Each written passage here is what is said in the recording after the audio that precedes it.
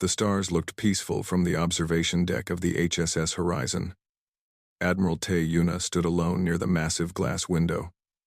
Her hands clasped behind her back, she watched the distant lights of 1,000 suns and thought about how far humanity had come 300 years ago. Humans had barely left their own planet. Now they had colonies on 47 worlds and a seat on the Galactic Council. It was supposed to be a proud moment. Humanity had finally joined the family of civilizations that ruled the Milky Way. 800 alien species, all working together for peace and progress. At least, that was what they promised. The door behind her opened with a soft hiss. Captain Dae-sok walked in, his boots clicking against the metal floor. His face was serious, more serious than usual. "Admiral," he said, "there is a mandatory broadcast coming from the Council. All ships are ordered to watch it." Yuna turned slowly. "Mandatory? They have never done that before." Seok nodded. "I know. Something feels wrong about this." They walked together to the main bridge where the crew had already gathered. Young faces looked up at them with confusion and worry. Lieutenant Wu Jin was working at his station, trying to find more information about the broadcast. "What do we know?" Yuna asked him. Jin shook his head. "Nothing, Admiral." The message came directly from the High Speaker himself, Vorak of the Siluri Dominion. Yuna felt a cold feeling in her stomach. Vorak was known throughout the galaxy as a powerful leader. His species, the Siluri, had controlled the Council for over 2,000 years. They looked down on younger species like humans. To them, humanity was just a child playing with dangerous toys. The main screen flickered to life. The face of Vorak appeared. His gray skin stretched over a skull that was too long for a human to find comfortable. His eyes were black pools with no warmth in them. When he spoke, his voice was smooth, like silk hiding a knife. "Citizens of the Galactic Council," Vorak began, "I speak to you today about a matter of great importance, a matter of safety for all our peoples." Yuna watched closely. Around her, the bridge crew held their breath. 3 years ago, we welcomed a new species into our family, the humans of Earth. We hoped they would learn our ways. We hoped they would grow beyond their primitive nature. We were wrong. The screen changed. Images began to play. Old images from Earth's history. Wars, bombs falling on cities, people running through fire and smoke, bodies lying in streets, forests burning, oceans filled with poison. "Look at them," Vorak continued, his voice filled with disgust.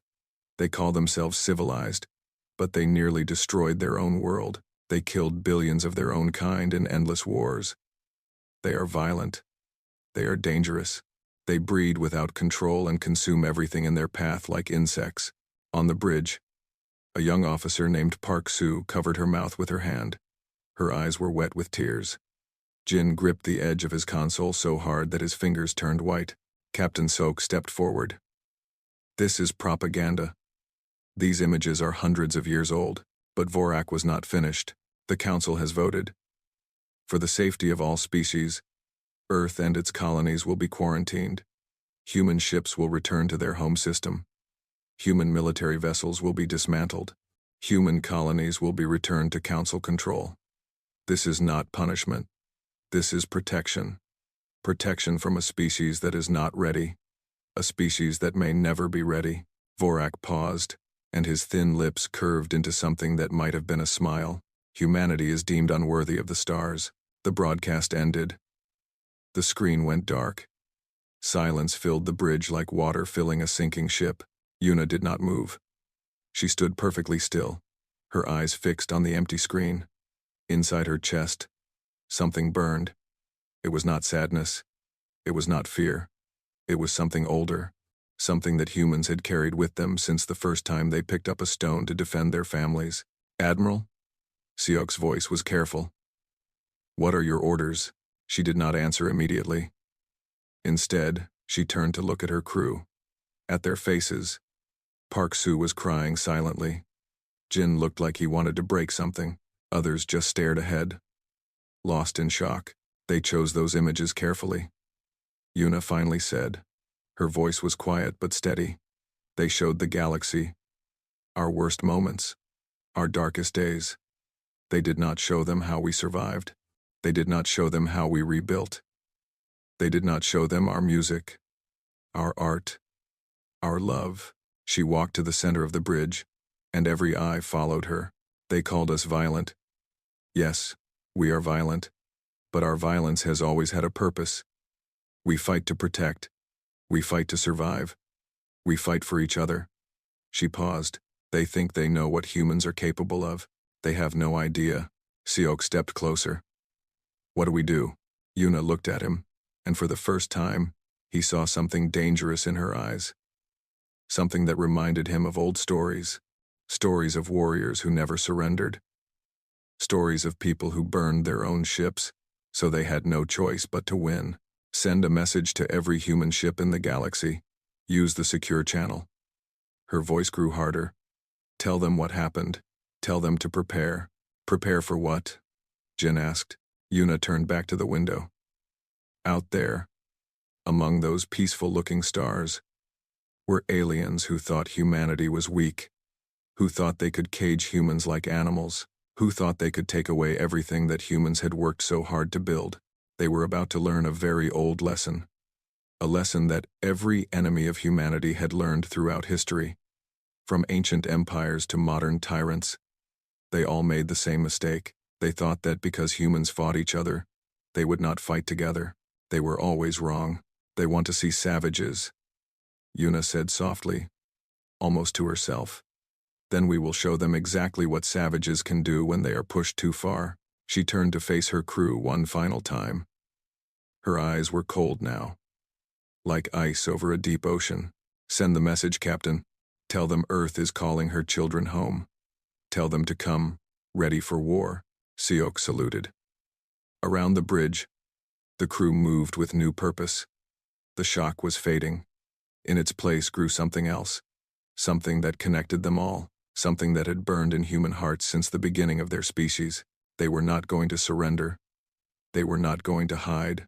They were going to show the entire galaxy why humanity had survived every disaster, every war, every extinction event that the universe had thrown at them. Because humans did not know how to give up. They never had, and they never would. The HSS Horizon turned toward distant Earth, and Admiral Te Yuna watched the stars begin to move. Somewhere out there, Vorak was probably celebrating his victory. He probably thought that humanity would bow down and accept their fate. He was about to discover how wrong he was. The news spread across human space like fire through dry grass. Within hours, every colony, every ship, every station knew what had happened. The broadcast played on screens in homes, in factories, in schools. People watched in silence as Vorak called them unworthy. They watched as their history was twisted into a weapon against them. On Earth, President Han Mira stood before the United Assembly. The Great Hall was filled with representatives from every nation and every colony. Their faces showed anger, fear, and confusion, but mostly anger. Mira was a small woman with gray hair and eyes that had seen too much. She had led humanity through difficult times before. A plague that killed millions. A rebellion in the outer colonies, but nothing had prepared her for this. Nothing had prepared any of them. You have all seen the broadcast, she began. Her voice echoed through the silent hall. The Galactic Council has decided that we are not worthy of the stars. They showed the galaxy our wars, our suffering, our failures. They want us to feel shame. She paused and looked around at the faces watching her. But I do not feel shame. I feel pride. Those wars they showed, we ended them. Those disasters, we survived them. That broken world, we healed it. Every scar on our history is proof that we never gave up. Never. Someone in the crowd began to clap. Then another. Soon, the entire hall was filled with the sound of applause. Mira raised her hand, and silence returned. They want to take our ships. They want to take our colonies. They want to put us back in our cage and throw away the key. Her eyes hardened. That is not going to happen. Far away, on the HSS Thunder, Lieutenant Wu Jin was not listening to the president's speech. He was buried deep in data files, searching for something that had been bothering him since the broadcast. Something about Vorak's words felt wrong, not just insulting, but calculated, planned. Jin was young, only 26 years old. But he had a mind that never stopped working. He had joined the military because he wanted to explore the stars. Now he was using his skills for something else entirely. "Computer," he said. "Show me all records of species that were quarantined by the Galactic Council." The screen filled with names. Species that Jin had never heard of. The Valari, the Kroth, the Mindali. 12 names in total, spanning thousands of years of Council history. "Now show me the current status of these species." The computer processed his request. When the answer came, Jin felt his blood turn cold. Extinct, extinct, extinct, every single one. He leaned back in his chair, his heart pounding. 12 species, all quarantined for various reasons. All dead within 200 years of their quarantine. Some died from disease. Some from civil war. Some simply disappeared. Their worlds empty and silent. This is not a pattern. Jin whispered to himself. This is a plan. He began digging deeper. Financial records, military movements, diplomatic communications. The Siluri Dominion had their fingers everywhere. They controlled banks, trade routes, and information networks. And every time a species was quarantined, Siluri corporations moved in to take over their territory. Jin found messages between Vorak and other council leaders. Messages that talked about humanity as a threat, not because humans were violent, but because they were growing too fast. Their technology was advancing too quickly. Their population was spreading too far. They are afraid of us. Jin realized. That is why they did this. He gathered all his evidence and rushed to find Admiral Yuna. She was in her quarters on the horizon, planning with Captain Sok and other senior officers. "Admiral," Jin said, breathing hard from running. "I found something. Something important." Yuna looked at him with tired eyes. She had not slept in 2 days. "What is it, Lieutenant?" Jin put his data pad on the table. "The quarantine is not about protecting the galaxy. It is about destroying us. Vorak has done this before. 12 times. He showed them everything. The dead species, the Siluri takeover of their worlds, the pattern that repeated itself again and again. They isolate a species," Jin explained. "Then they cut off their resources, start conflicts between them, send diseases. Within 2 centuries, the species is gone, and the Siluri take everything they had." Siok looked sick. "This is genocide. Slow, planned genocide." Yuna stared at the data. Her face showed no emotion, but her hands were shaking slightly. "How long do we have?" Jin shook his head. "If we do nothing, maybe 100 years, maybe less. They will start with the outer colonies, cut our trade, turn us against each other. We will destroy ourselves while they watch." The room was silent. The weight of what they had learned pressed down on everyone like a heavy stone. Finally, Yuna spoke. "Then we do not do nothing." She stood and walked to the window. Outside, she could see other human ships gathering. News of the quarantine had brought them together like a family facing danger. "Send this information to President Mira. Send it to every colony leader, every ship captain. Everyone needs to know the truth." "And then what?" Siok asked. Yuna turned to face them. The tiredness in her eyes was gone now. In its place was something harder. Something that looked like steel. "Then we prepare. Not to defend ourselves, not to negotiate." She paused. "We prepare to attack." Siok blinked. "Attack the Council. Admiral, they have thousands of ships. They have been building their military for 10,000 years. They have numbers," Yuna agreed. "But they have never fought humans. Not really. They do not know what we can do when our survival is at stake. They do not know how far we will go to protect our own." She looked at Jin. "Lieutenant, I want you to find their weaknesses. Every species, every ship, every system. Find where they are soft." Jin nodded. "Yes, Admiral." Yuna looked at Seok. "Captain, send a message to every human vessel in the galaxy. Tell them to return to Sol. Quietly, secretly. We do not want the Council to know what we are doing." "What are we doing?" Sok asked. Yuna smiled, but it was not a warm smile. It was the smile of a predator who had found her prey. We are doing what humans have always done when someone tries to destroy us. We are fighting back. And this time, we are not going to stop until the entire galaxy knows that humanity is not prey. We are not victims. We are not unworthy." She walked toward the door, then stopped and looked back. "Tell them to come ready for war. Because when we are done, Vorak and his council will wish they had never heard the name Earth." The order went out that night. Across human space, ships began to move. Factories that had built cargo vessels started building weapons. Scientists who had studied alien medicine started studying alien weaknesses. Soldiers trained harder than ever before. The gathering storm had begun, and at its center, humanity waited. Patient, angry, ready. The council thought they had won. They thought their broadcast had broken the human spirit. They were about to learn that they had done something far more dangerous. They had given humanity a reason to unite. A common enemy, a shared purpose, and there was nothing in the galaxy more dangerous than that. 3 months passed like a held breath. The galaxy believed that humanity was broken. Council news broadcasts showed images of human ships returning to Earth space. They showed factories shutting down and colonies being evacuated. They told stories of a defeated species accepting their fate. It was all a lie. In the shadow of Jupiter, hidden by its massive electromagnetic storms, the largest fleet in human history waited in perfect silence. 2,000 warships floated in the darkness. 50 carrier groups, each carrying hundreds of fighters. 300,000 soldiers trained in zero-gravity combat sat in their ships, checking their weapons again and again. Admiral Teyuna stood on the bridge of the HSS Horizon, now the flagship of the human fleet. Around her, holographic displays showed the position of every ship. They were organized in formations that had taken weeks to perfect. Every captain knew exactly what to do and when to do it.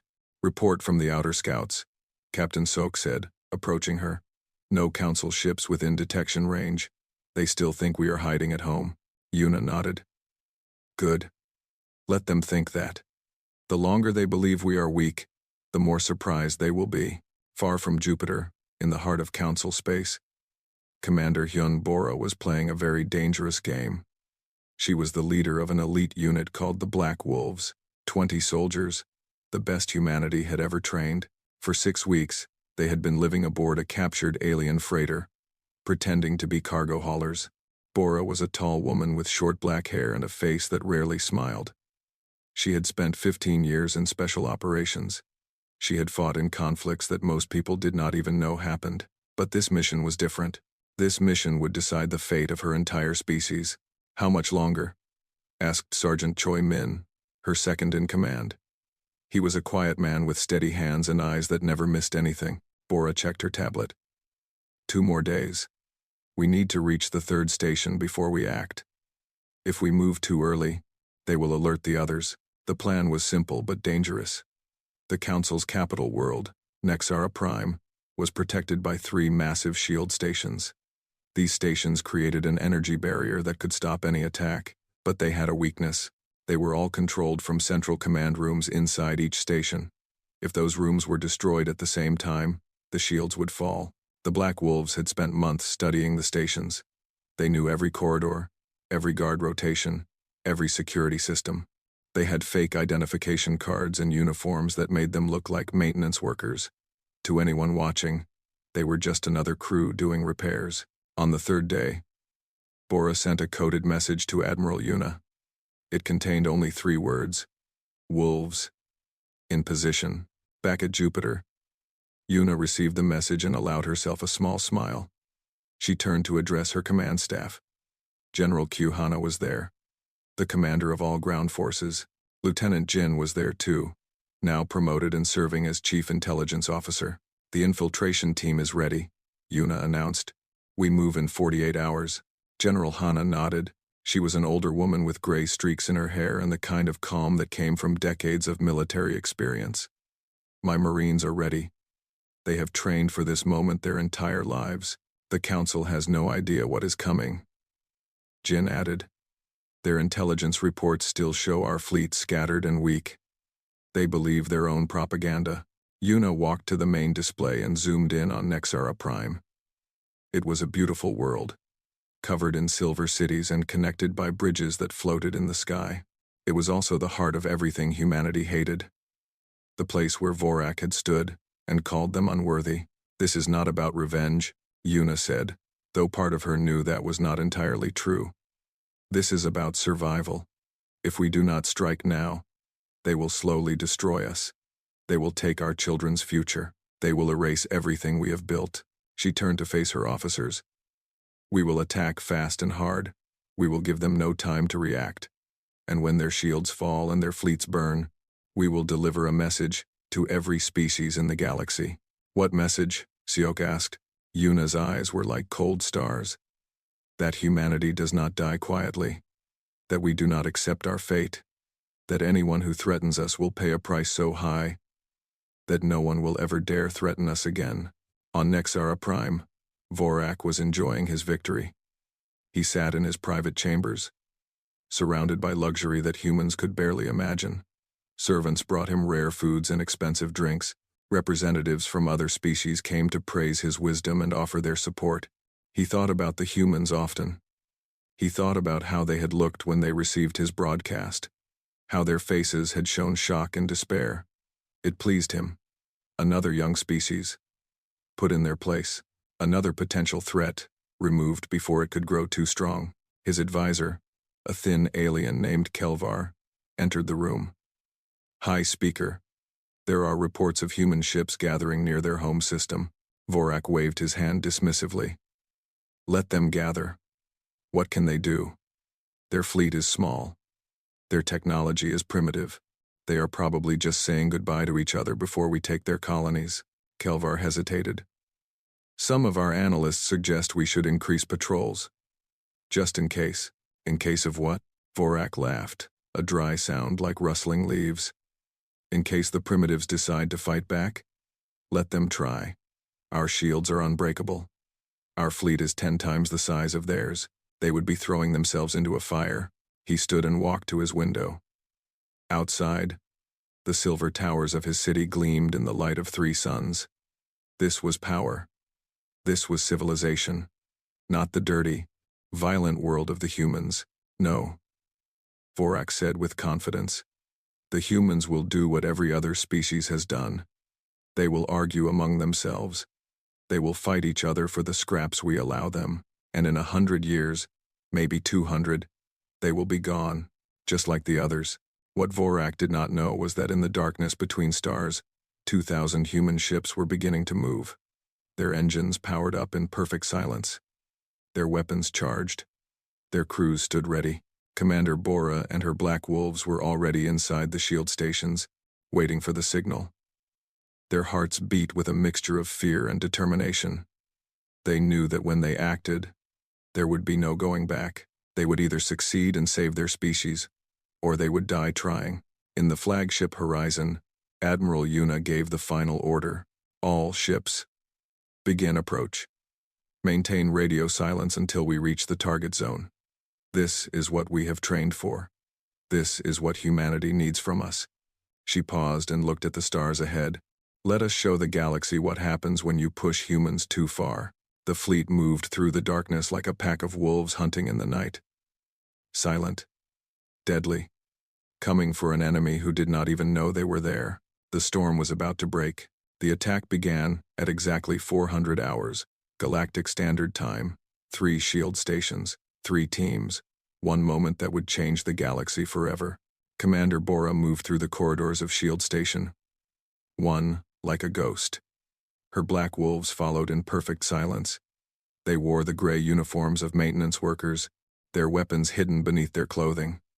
To the guards they passed, they were invisible. Just workers doing their jobs. The control room was ahead. 2 guards stood at the entrance, looking bored. They had stood at that door for years and nothing had ever happened. Nothing interesting ever happened on shield stations. Bora gave a hand signal. 2 of her soldiers moved forward, casual and calm. One asked a guard for directions. The other pretended to check something on his tablet. Then, in a movement too fast for the guards to react, both aliens were unconscious on the floor. Move, Bora whispered. We have 3 minutes. They entered the control room. Inside, 5 technicians sat at their stations, monitoring the shield systems. They looked up with confusion when they saw the humans enter. That confusion turned to fear when the weapons came out. "Nobody move," Bora said in perfect alien language. "And nobody dies." At the same moment, her other teams were doing the same thing on the other 2 stations. Messages flew between them at the speed of light. Station 2 secure. Station 3 secure. All teams in position. Bora checked her chronometer. In exactly 60 seconds, the human fleet would arrive. If the shields were still up, every human ship would be destroyed. The future of her species depended on the next minute. "Plant the charges," she ordered. Her soldiers moved quickly. They attached small explosive devices to the main control systems. These were not ordinary explosives. Human scientists had designed them specifically for this mission. They would destroy the control systems without harming the station itself. Bora was not a monster. She did not want to kill the technicians if she could avoid it. "Charges set," reported Sergeant Min. Bora nodded. She looked at the alien technicians, who watched with wide, frightened eyes. "When I tell you, you will leave this room and seal the door behind you. You will not try to stop us. You will not alert anyone. If you do these things, you will live. Do you understand?" The technicians nodded quickly. They understood. They were not soldiers. They were just workers who wanted to see their families again. "Go, now." They ran. Bora counted down in her head. 10 seconds. 5 seconds. She pressed the button on her detonator. 3 explosions happened at exactly the same time on 3 different stations. The control rooms were destroyed. The shield generators, suddenly without guidance, shut down automatically. Around Nexera Prime, the great energy barrier that had protected the planet for 1,000 years flickered and died. In the darkness of space, the human fleet appeared. 2,000 ships dropped out of hyperspace in perfect formation. They filled the sky above Nexera Prime like an angry cloud. Council defenders, caught completely by surprise, scrambled to respond, but they were too slow, too unprepared, too confident that this could never happen. Admiral Yuna stood on the bridge of the horizon, watching the enemy world grow larger on her screen. She felt calm now. The fear and doubt of the past months had melted away. This was the moment everything had led to. "Open a channel," she said. "All frequencies. I want every species in the galaxy to hear this." The communication officer nodded. "Channel open, Admiral." Yuna's voice went out across the stars. It reached council ships and alien homeworlds. It reached human colonies, still hiding in the shadows. It reached Vorak himself, who was standing in his command center with a face that showed pure disbelief. "You called us savages," Yuna said. "You showed the galaxy our wars and our suffering. You wanted them to fear us, to hate us. You forgot something important." The human fleet began to fire. Beams of energy cut through council ships like hot knives through paper. Explosions blossomed in the darkness. The council fleet, so proud and ancient, began to die. You forgot to show them that we survived every war. We rebuilt after every disaster. We clawed our way out of every darkness, and we did it alone, on one small world. With no one to help us, Vorak screamed orders at his officers. "Return fire. Call for reinforcements. Activate the emergency shields." "The shields are down," someone told him. "The stations are not responding." For the first time in his very long life, Vorak felt fear. Real fear. The kind of fear that humans had felt when they received his broadcast. He did not like it at all. "You made one mistake, High Speaker," Yuna continued. Her voice was steady as stone. "You thought our violence was our weakness. But our violence has always had a purpose. We fight to protect. We fight to survive. We fight for each other." Human Marines began launching from their carriers. Thousands of small attack craft filled the space around the Council flagship. General Kyu Hana led the assault personally, her ship at the front of the formation. "This is General Hana to all Marine units.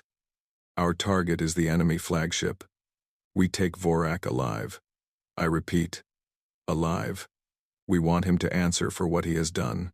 The Marines cut through the Council defenses with brutal efficiency. They had trained for this for months. Every corridor, Every weak point, every possible defense had been studied and planned for. The Council soldiers fought back, but they were facing something they had never seen before. Humans at war, humans fighting not for territory or resources, but for the survival of their species. On the bridge of the horizon, Lieutenant Jin reported incoming signals. Admiral, we have communication requests from 12 Council species. They want to surrender.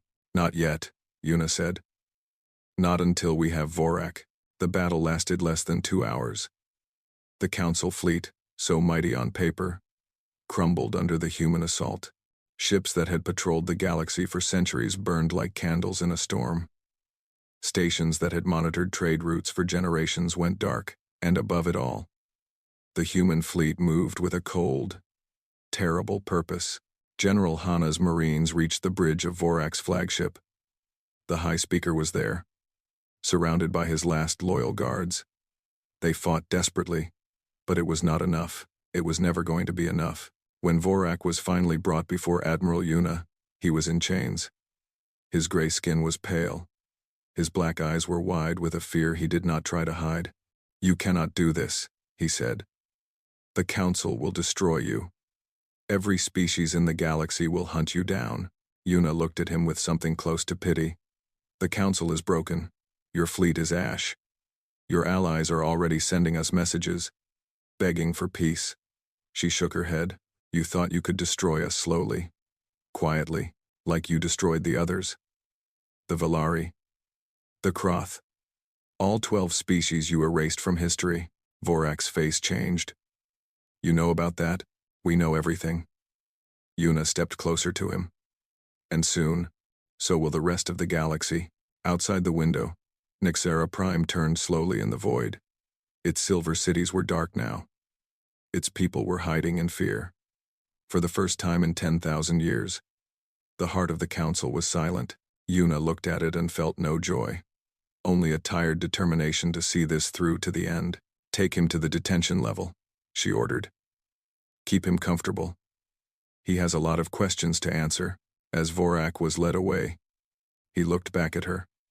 You have proven everything I said about your species. You are violent. You are dangerous. You are exactly what I told the galaxy you were. Yuna met his eyes without flinching. No. We are something you never understood. We are survivors, and we will do whatever it takes to keep surviving. Whatever it takes. The battle was over, but the real work was just beginning. The war ended in 47 days. 47 days to break an empire that had ruled for 10,000 years. 47 days to change the future of the galaxy. Human ships sat in orbit around 100 Council worlds.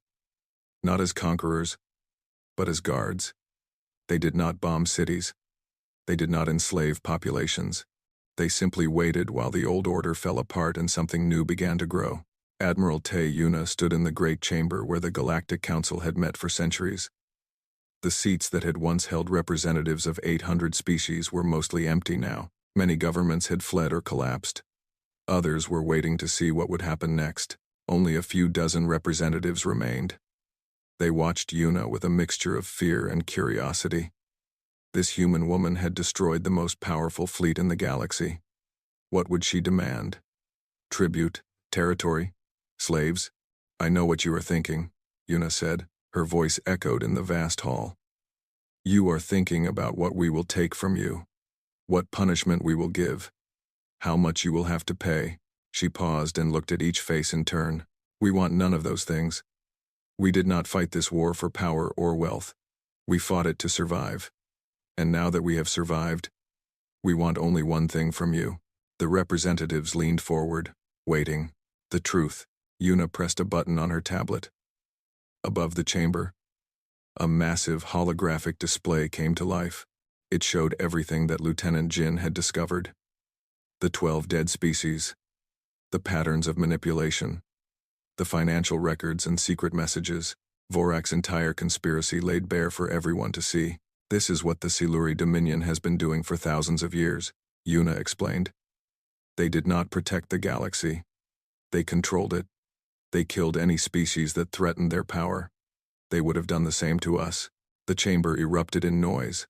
Representatives shouted questions and accusations. Some demanded proof. Others demanded justice.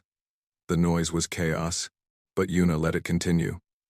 They needed to feel this. They needed to understand. Finally, she raised her hand and silence returned. Vorak will face trial for his crimes. Not a human trial. A galactic trial. Every species that was harmed by his conspiracy will have a voice. Every crime will be answered for. She stepped back from the podium. As for humanity, we do not want your empire. We do not want your resources or your worlds. We want to be partners, not masters. We want to build something better than what came before. A representative from a species called the Velith stood up. His people had been allies of the Siluri for centuries. His voice shook when he spoke. How can we trust you? After what you did to our fleet? After the destruction you caused? Yuna nodded slowly. That is a fair question, and the answer is simple. You cannot trust us. Not yet. Trust is earned through actions, not words. We will prove ourselves over time. We will help rebuild what was destroyed. We will share our technology and our knowledge. And slowly, perhaps, trust will grow. She looked up at the empty seats. But understand this. We will never again allow anyone to threaten our existence. Never again will humanity kneel before another species. We have earned our place among the stars with our own blood and sacrifice, and we will keep that place forever. The meeting lasted for hours. Agreements were made.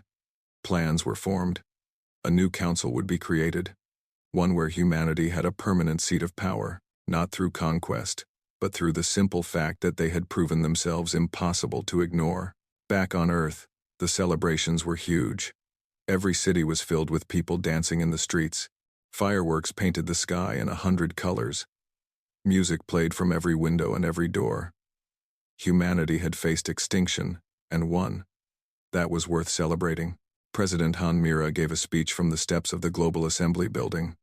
Her words were broadcast to every colony, every ship, every human alive.